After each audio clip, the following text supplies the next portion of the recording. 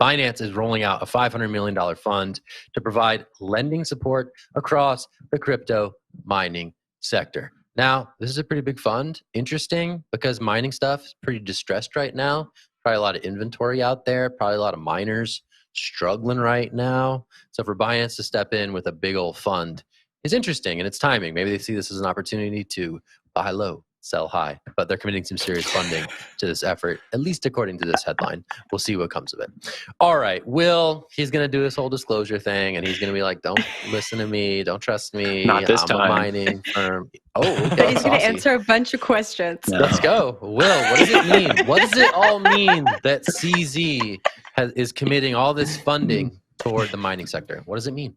You guys ready for a little ad? No. Disclosure, I do work for a mining company, so there you go. Take everything I say with a grain of salt.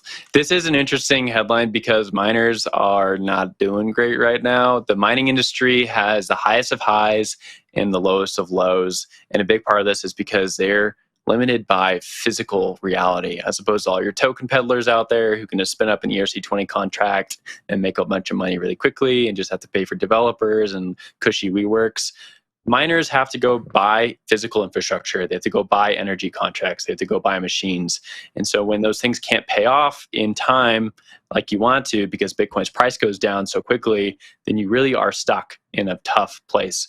Binance is coming in right now and dangling a little cash in front of miners. They're offering 5 to 10% interest rates on loans, which actually undercuts a lot of the larger market. And they're able to do that because Binance itself has a lot of cash. So that's the interesting thing to me, to see Binance moving out there in the landscape, undercutting all the other lenders out there because it has so much money.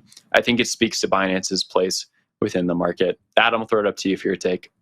Yeah, it's a classic bear market story. I'd completely agree with you on that, Will. Again, this is about companies that have the cash looking around for opportunistic gets, and this is a good one for them. Again, like miners have been hit by a whole bunch of different things, not just the real world stuff, but again, geopolitics have come into play here. You know, the cost of electricity has been going up and up for many of these miners, and many of these miners also took out debt that was denominated in US dollars at the same time as when their price of the crypto that they're mining has been going down and down and down.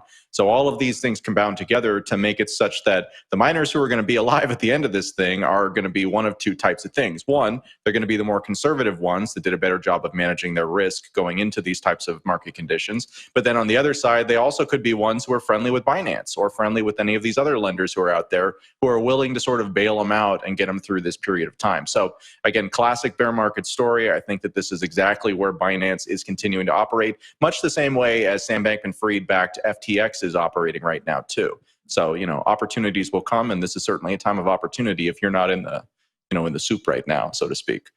Jen, down to you. Yeah, Will, I have a question for you. Surprise, surprise. Oh, no. So I know. Question. Miners are distressed, right? And we talk about these bailouts that are coming from companies like Binance and others. But are you seeing mining companies looking to diversify the same way exchanges are now? I think there was a story the other day about BitNile that was like building a Bitcoin marketplace. Is this a smart strategy for miners to look at, or do the miners need to just put their heads down and get through the bear market? Distressed miners might be my favorite crypto native term. Just want to throw that one out there. But I do think that it's a smart play for some miners out there right now, right? They want to keep going, and you have to keep getting your business moving. You have to get cash flows. And if you don't have that, then guess what? Like, you're out of business and you have to start over somewhere else. And it is a bear market, as Adam said. Like, there's going to be some tough times ahead. And if you can get a loan with a decent interest rate, then you can keep your business moving in hopes of better times ahead. It's just like the larger industry. Like, there's layoffs. We just talked about NYDIG. There's a bunch of other layoffs out there. And these companies might have to seek finances as well. They might have to seek other ways to keep their business afloat. Miners are just very transparent because a lot of them are very public. There's about 20 plus, 25 plus publicly listed miners out there.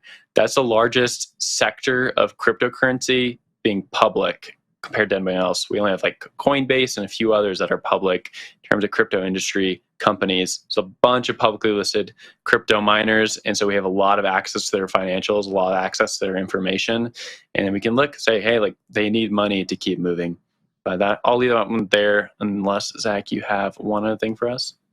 I just wanted to say Distress Miner is also a good band name. Distress Miners. If we wanted to get We that could start a band, I think, in our spare Distress time. Miners.